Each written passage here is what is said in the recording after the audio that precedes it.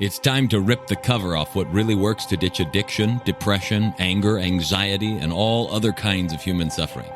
No, not sobriety. We're talking the F word here, freedom. We'll share straight from the trenches what we've learned from leaving our own addictions behind and coaching hundreds of others to do the same. And since it's such a heavy topic, we might as well have a good time while we're at it.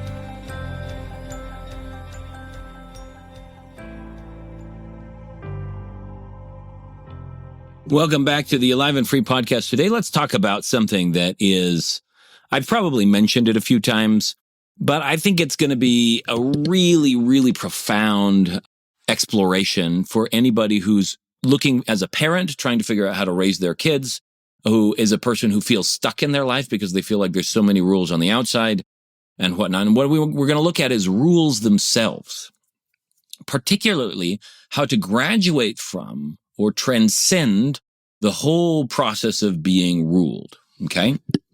So to start out, I want to first recognize that there are basically two different kinds of rules that we're dealing with, okay? The first kind of rules are rules that we put in place because it's like game rules, right? You get in a game, everybody agrees to the rules because that allows the game to play.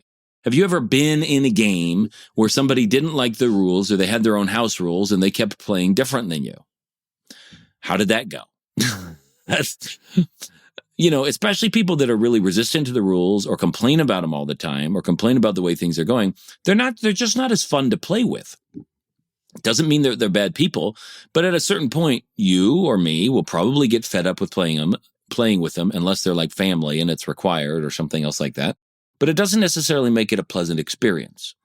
So this first kind of rules are rules that you're going to find everywhere on the planet.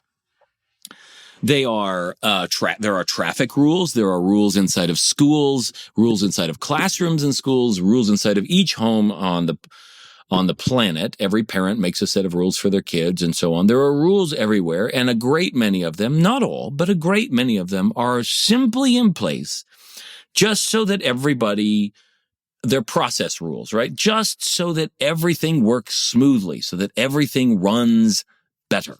Now, to transcend this kind of rules, meaning to stop being the guy that's always, or the girl, sorry, ladies, who is always being trampled by these rules or running into them and feeling like nobody lets you do what you want.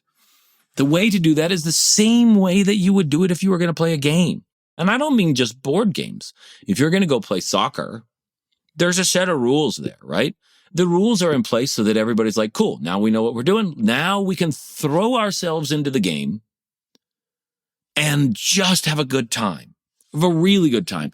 And the reason there are umpires and the reason there are referees and other people that are busy throwing flags and blowing whistles is because they're trying to make sure that everybody plays by the same rules. Because it's quite often that humans, just by nature, who don't like to be limited, who don't like to be put in a box, or who are so fixated on winning that we think that if we lose, it means something about us, which is very common, we tend to bend the rules or break them. I remember growing up as a kid, my dad used to play Uno. He's gonna love me dearly for sharing this, I'm sure. My dad used to play Uno with us and other card games, but Uno was the one that I remember the most. And we'd sit there and he would deal out the cards and then he would do things and he would win all the time. And then we would play some other card games and Dad always won. Now, I don't have tons of recollection of him like dancing around winning, but I remember at one point in time, we caught him with the wrong card sticking out of his sleeve or in his hand, or we caught him putting an extra card back or something. And he just sort of laughed it off, whatever. And then he started saying this phrase growing up, if you ain't cheating, you ain't trying. As if the whole goal of the game was to see if you could slip one by the other people and guarantee your success by cheating the game. Now that, some people enjoy that. That's a game in its own right to see if they can get away with cheating. And yet the original game somehow gets tarnished by that. People don't appreciate it. People don't like being cheated. People don't like the fact that they've adopted all the rules and then somebody else hasn't. And so there's a lot of animosity and emotion that can come out of that. In our case, it was just a little bit of a joke that stayed around way, way longer than my dad probably wanted it to. Where if you ain't cheating, you ain't trying, is what he said. Well, this happens inside of sporting events. It happens inside of major games. People throw the games. People dope up on steroids in Olympic games, and they find all kinds of different ways to rig the game in their favor because they believe that winning means something about them. Now, why am I talking about this on a podcast around addiction and around feeling alive and free? Why would I be talking about rules? Well, because freedom often feels like it doesn't exist when you're being closed in and hampered by the rules. So what would happen if you could transcend all of these rules or make it so that these rules no longer affect you in any sort of negative way? You can obey them if needed. You can disregard them if they're no longer pertinent, and so on and so forth. So get this. In this case, we're looking around the world, and part of the problem is that people believe that who they are and what they're worth is highly dependent on the outside circumstances in the world. Now, last week we talked about levels of freedom, and that would be a level 2. That would be people who are looking for control of outside circumstances. And people who are trying to prevent others from that because they're not free in themselves when somebody else breaks a rule or breaks an expectation or crosses a boundary line. See, this works even in relationships. Oh, he crossed, that's my boundary. He can't do that, or she can't do that. That's my boundary line. We put rules in place to try and control, again, the other person. It's still a level 2 freedom, an attempt to control the outside environment so that on the inside you feel free. Nothing wrong with controlling the outside environment, but you might as well do it while you're free instead of waiting for the environment to change to get free. And so in this case, we're looking at level 2 rules. Now, what's the way to transcend this? When someone puts a set of rules on you, the way to transcend it is the way that you do it with a game. You adopt all the rules as if they're your own. You just, like, these are the rules of the road. You don't even think about it. You just look for the speed limit sign and off you go. Yeah, sure, maybe you push it a little bit and then there's police officers and then you get mad or whatever else happens. But if you really just adopt the rules as your own, boom, you just have a joyous time. You can play the game of driving in traffic. You can play the board game of Monopoly. You can play soccer and football and table tennis and pickleball. You can play card games with people. You can play the game of conversation because you've adopted the rule. What, this person doesn't like to talk about that? That's awesome. Sweet. No big deal. When you've adopted the rules of the situation for yourself, all the rules are your rules. Suddenly, all of your resistance to that situation goes away and you can throw yourself into it, and there's a total level of freedom in it. The resistance to the way things are is the source of a lot of suffering.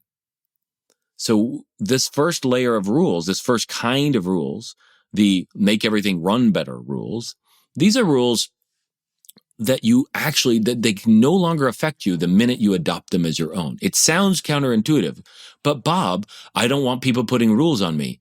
Well, yeah, but you're saying that from the standpoint of a person who hasn't been willing to adopt those rules. Well, but I don't like those rules. Again, if you've actually adopted the rules, you wouldn't feel that way. If you're like, okay, fine. I recognize there's nothing I can change about this situation. Sweet. All right, this is how the situation is. Let's go. It's only when you're stopping and going, it should be different. That's where the struggle is. Let me give you just a tidbit of wisdom, shall I? That is this. It isn't different. Life is simply the way it is at this moment. So you can sit there and say it should be different or it shouldn't be different, and all you're doing is talking about life. You're not changing it one bit. The only thing you're changing is how you feel. Do you want to feel great or do you want to feel miserable? I'm guessing that if you're intelligent enough to be listening to podcasts at all, or this podcast, or alive and have managed to survive this far, that you want to feel wonderful. I'm guessing that if you're listening to a podcast around alive and free, that you probably want to feel really alive and really free. And that comes from, instead of sitting there saying things should be different, accepting that things simply are the way they are, and those are the rules of any given situation. That car pulled in front of me. He shouldn't have pulled in front of me. You saying that does not change where the car is. The rules of the situation are, the car is right there. Cool. What do I do to adapt? Now, many times you do this on the road anyway. Someone pulls in front, you change lanes, you slow down, you whatever. Only when you're late. Oh, this should be different. And then you start blaming other people when you didn't leave early enough to get there. I've done that. So the rules of the situation, you can adopt them when you can truly see that what is happening is simply what is happening. It's neither good nor not good. It's neither bad nor not bad. It's simply what's happening. Those are the rules of the situation. If you can accept that and adopt them as your own, all of your suffering around what other people are imposing on you just vanish completely, because those are the rules of the situation. With a parent, yeah, this is the way that when I tell my kids about the rules of the house, I tell them these rules, acknowledging that, yeah, this is just the way we want the house run right now. When you're on your own, you don't have to live this way. And we may change our minds in a month or two if we decide it's not working. So right now, this is just the situation. I don't tell these rules to the kids as if they're some dictates from on high and as if we're on the moral high ground because we set these rules. It's just what we want to happen in the house. And so in that vein, I'm communicating it to them in a way so they understand this is just the situation right now. And it's okay. These are the rules in place. That's all. You're just going to have to live by these when you're living in this house. And when you're done, it's not required. It's fine. If you or someone you know is looking to drop the F-bomb of freedom in their life, whether that's from past trauma, depression, anxiety, addiction, or any other host of emotional and personal struggles, but they just don't know how or want some help doing it, head on over to thefreedomspecialist.com/feelbetternow and check out some of the things we've got in store for you, or book a call so we can look at your unique situation and get you the help that you're looking for. Now, what's the other set of rules then? Well, the other side of the equation are rules that step into the terrain of morality. Now, I know this is a dicey situation. I know all of you listening to this in some form or another have a set of codified concepts around what is right, what is wrong, what is good, what is bad, what's appropriate, what's inappropriate. And all of these little rules in your mind about what's okay and what's not okay are actually only meant to be placeholders. Did you know that? See, when our kids were growing up, and I think I've mentioned this before, and I'll mention it here again because I think it bears repeating. At some point in time, we got to cross the road with them. Well, at first they can't walk. So crossing the road means mom and dad have to pick them up and carry them. That's just the nature of it. They're completely clueless about everything, and we're doing it all for them. At a certain point, they develop the ability to walk. Now they want to cross the road. And so we put a rule in place. And the rule in place was, when you're crossing the road, you need to hold mommy or daddy's hand. Now, holding mom and dad's hand has nothing to do with crossing a road. To cross a road successfully, you don't require any of that. A snail can cross a road successfully, and it doesn't require holding my hand to do it. Okay? Crossing a road doesn't require holding my hand at all. But that's the rule we put in place. It's not related to the actual activity, but it's in place. Why? Well, because if I don't have them do that, they may go in and out, they may never cross, they may dawdle in the middle of it, and then they might get hit by a truck. All right? Or they may wander off somewhere, and we want to make sure that they're close to us because we don't want them just getting excited about every little thing. So then along the way, what happens? Well, now they're capable and they recognize it, and they can cross the road without holding my hand, but we say, okay, stop. I want you to look both ways before you cross. Now, is it really required to look both ways to cross a road? Does a snail have to look both ways to cross a road? No, it doesn't. It doesn't at all. Now, to cross a road safely, maybe, but most of you, I would wager, have a general sense of whether there's a car coming as you're approaching a road. You don't need to stop at the curb, look both left and then right and then left again and then start walking. No. You just walk and you're aware. But the kids haven't learned that yet. So we give them the rule that they need to look both ways. You notice that rule replaced the other one. And then finally, they're at a point where we know that they're not going to get hit by a car and they can cross the road, on their own quite successfully. And so they just ask permission now. Now, does asking permission require, is that required to cross the road? No, it doesn't. It isn't. No, it is not required for a snail to ask permission to be able to successfully cross a road. I know I'm using the snail thing, but I'm just talking about existence, and that's the dumbest example I can give. Okay? Existence does not require that a snail ask permission in order to successfully cross a road. It doesn't even know what a road is, but it can still cross it successfully. So that's not required either. But we have that in place because we want to know where the kids are, and we want to just double check and make sure they're good. And then finally, it's, can I go to so-and-so's house? And we know there are roads along the way, and then they go. And so it goes. Pretty soon, they don't need to ask permission to go anywhere. All of these rules were in place for a period of time until they developed the ability and the perception to operate better with regard to the road. Until they have the ability to walk, well, we're going to have to do it for them. Until they have the perception of where the car is and whether it's safe or not safe, we have a rule in place just to safeguard that. But once they've developed the perception, they don't need the rule anymore. See, morality was put in place, has been put around for a long time. These kinds of rules about what is right and what is wrong have been around for a long time, millennia. Every religious tradition has a certain set of rules. Some of them conflict with each other here and there, but those rules were put in place because people lacked perception. They lacked the ability to really directly perceive what was real and what was needed in any given situation. They were caught up in their stories about it. They're caught up in their emotions about it. They're caught up in their own little root issues in their own head. They're caught up in an inability to see what's really going on. They're in confusion or lack of information. And so as a result, a set of rules and guidelines was put in place to generally guide the population. But every single moral you can think of has an exception. Every single rule you put down around what not to do has an exception, even in holy scriptures.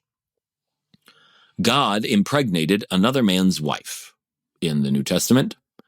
Now you may say, well, that's God's prerogative, whatever. It doesn't matter one way or another. That was in the scripture. It happened. Abraham lied on several occasions about his wife being his sister. And we sort of justify and go, they're related in some way. But the reality is he totally fibbed in order to save his life and in order to manage the situation at hand. Huge armies have gone and slaughtered not just men, but women and children and cattle. If the Israelites are going around slaughtering other people.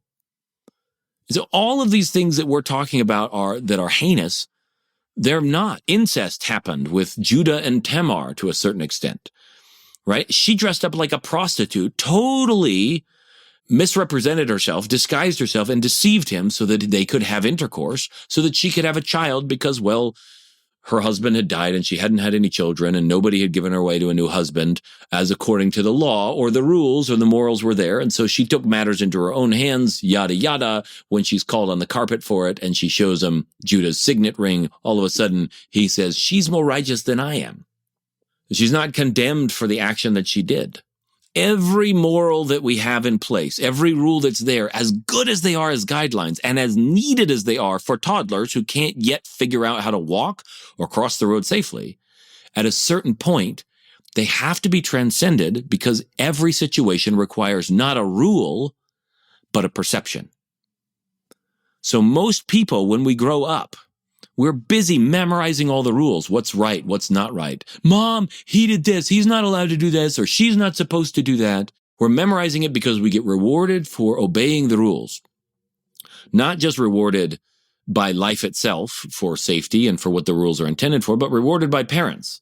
So we build up an unhealthy attachment to rules, and we don't develop perception. When we say something is good or something is bad, what do we mean by that? Well, we mean I like that it happened in that situation, or I'm comfortable that it happens in that situation. Most often we don't mean, did it resolve that one single situation? We mean, did it match what I believe to be goodness? And that's where we run into trouble. Because every situation you're going to be presented with in life is going to present you with different information, different data points, different requirements. And a lot of times the rules will be helpful. They're great places to start. But if you're blind and you're just swinging blind, throwing your rules around, chances are you're going to run into something and it's going to be painful because you didn't understand the situation well enough. What's needed to transcend this level of tyranny of rules is to develop your perception. Sadly, this is not something that is worked on anywhere that I know of in the world, except in certain little pockets. It's not in public education. We're not training people to perceive. We're training them to think. Those are two separate things. You can't think without having had some perception, but you can think a lot about tiny perceptions. You can run a million thoughts as soon as you've had a few little data points. We're not teaching people to expand their ability to perceive most of the time. We're teaching them to expand their ability to think about what has been perceived. And that creates problem areas where we create theories and ideas that are not founded on direct perception, but are founded upon thoughts, which were founded on thoughts, which were founded on thoughts, which were founded on thoughts. So we have a telephone tag game going from, I once saw this thing in the world, that must mean this, which must mean this, which must mean this, which must mean this. And nobody's gone back to perceive the original thing. So if you really want to no longer be tyrannized by all this sense of that's right, that's wrong, that's good, that's bad, that's appropriate, that's inappropriate, what you need to work on is your ability to perceive. And as a parent, I would consider it my duty to help my children perceive what's real rather than give them rules. Oh, he's hurt. Say you're sorry. Saying sorry doesn't fix a wound. Never has. Never in the history of humanity has it fixed a wound. But, oh, he's hurt. Well, go figure out where he's hurt. Go figure out what happened. Go figure out what you can do to help it. Well, he doesn't want my help. Well, that's important to know. When you did that, he didn't want your help. That's important to note. I still want you to sit with him, even if he doesn't want your help, until it's better. But even there, I'm training my children to pay attention to what's real instead of make up some rule about, well, if I say sorry, I said I'm sorry. How many of you have had that happen? Either you've said it, I did, or someone else around you has said it. How many times do I have to say I'm sorry? Gosh. Because you have some rule in your head that if you say sorry, they're supposed to forgive you and you're supposed to be off the hook.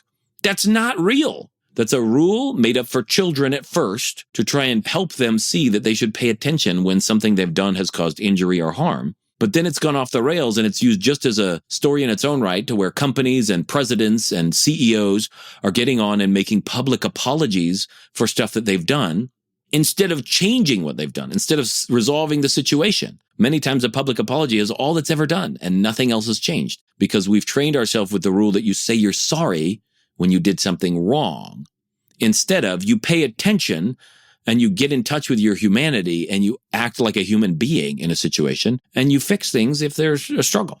So when we're wrapping up this discussion or this conversation around the tyranny of rules and how to transcend the tyranny of rules, the first set of rules, the ones that just make things run better, those ones you just adopt, accept that that's the way the situation's running.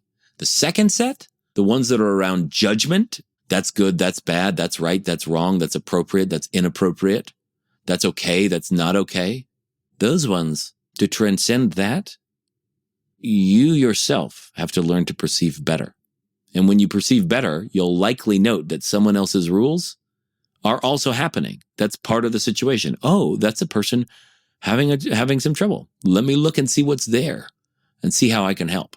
Your compassion will grow, your love will grow, and your perception of what's real will grow, which will fill you with joy in a totally different way. So start to work on your perception. Start to ask yourself in any given situation, what is actually happening right now? And what would be needed to get the result I'm after? Instead of asking yourself, is this right? Is this wrong? A better question would be, is it working? Or is it not working? That will help you start to perceive the situation and finally transcend the rules in your life that are getting in the way of your success.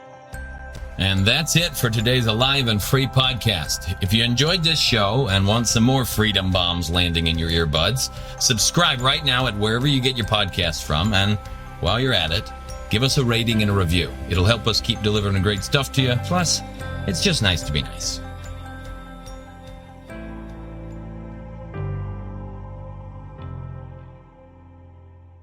This is thepodcastfactory.com.